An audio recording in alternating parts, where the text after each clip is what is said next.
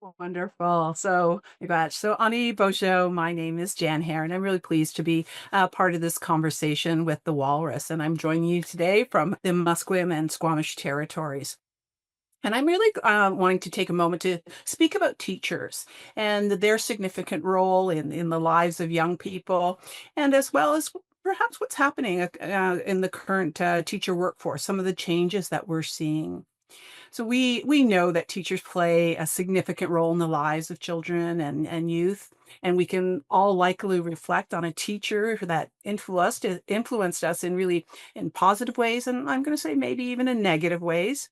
And I'm sure those in the audience can cite a teacher, maybe even two or three, who may have had a profound influence on the trajectory of their lives. I'm going to say for me, it was Mrs. Imbalati in grade two, who just really instilled for me just a love of learning.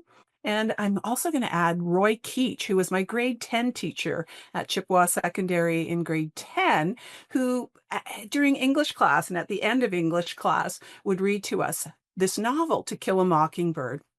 And I'm going to say, as an Indigenous person, I really got to see the multiple ways that racism operates in societies, both historically and contemporary. It gave me it really impressed upon me social justice and what that meant. And just to add, I did end up naming my son Atticus, so after the main character. Teachers become, I'm going to say, really enmeshed in student lives, whether as mentors, providing inspiration, encouraging lifelong learning, supporting the development of young people.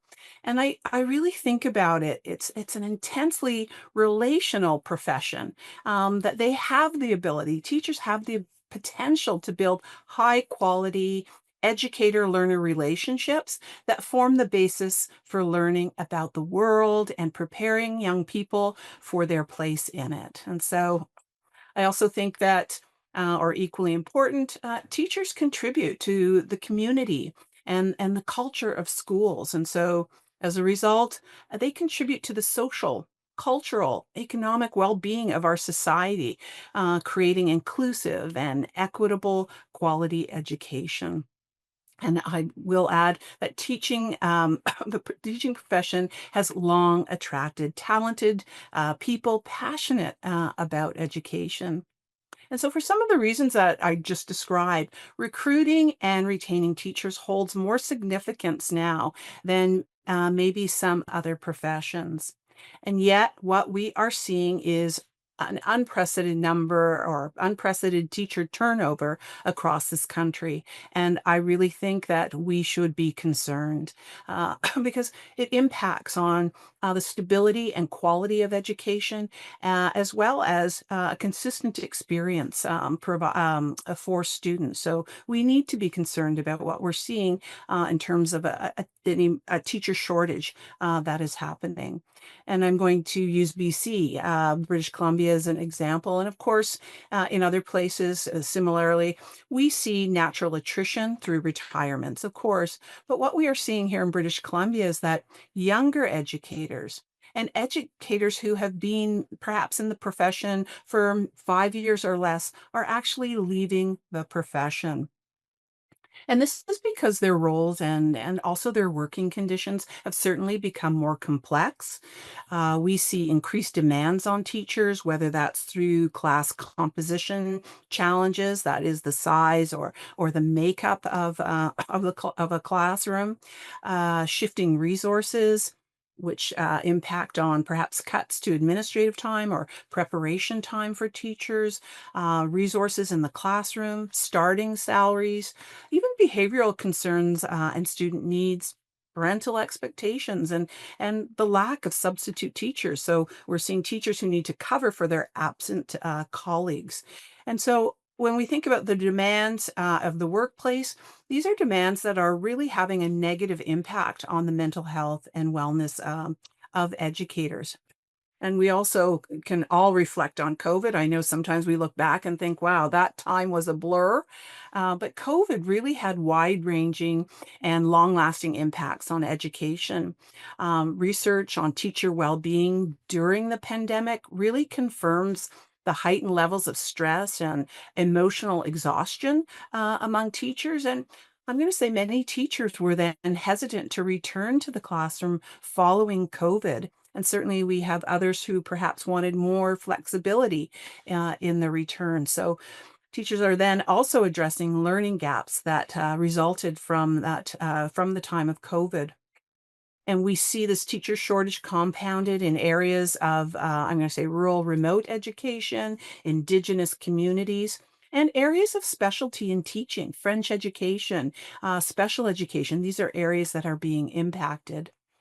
As a dean and a faculty of education, we even see declining enrollments in teacher education. So really bringing and recruiting folks into the profession.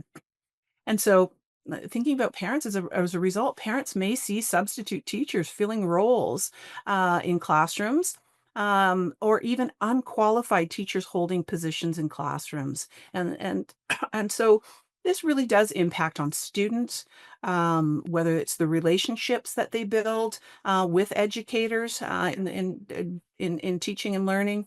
The quality of learning becomes impacted as we see inconsistency perhaps in the classroom. And some research, I'm going to say, suggests that consistent teacher shortages impact on student achievement and student outcomes. And so I think that we need immediate and collective actions to address this. And this is all educational partners, including parents. And so what is it that we need to be doing? What are actions that we need to be taking? We need to make educators and administrators feel valued. And this is where I think parents can build relationships with educators that are based on respect, curiosity, help support the challenges that may come with learners, as well as the opportunities and the gifts, I'm going to say, that learners then bring to the classroom. So really seeing parents seeing themselves as partners in education of their child or their young adolescent. Also, I think we need to adequately, and this was mentioned in our introduction to our topic today, but adequately resourcing the profession. We need to think about wages, classroom size, supports for teachers. I do also think it's important that we start to think about how do we recast the profession? How do we help others see it as it's a collaborative profession so that we can attract and retain through creating desirable and rewarding workplaces, whether that is through providing compensation or incentives to educators, as well as diversifying the workforce. We really need to support educators for growth and development. And so that is providing professional development and mentorship. And I'm really excited that I'll just give an example here in the province of British Columbia, the Ministry of Education and Childcare and the Ministry of Post-Secondary and Future Skills is funding a 3-year mentorship initiative where the Faculty of Education at UBC will host an office or host the Office of Provincial Teacher Mentorship for the province of British Columbia. As well as I think we need to be, certainly as faculties of education, we need to be offering flexible and accessible pathways to education careers. So whether that's micro-credentials, pathways for international educators, and flexible programs. And so just to say that I think all of us as educational partners have a role to play. So, miigwech, thank you.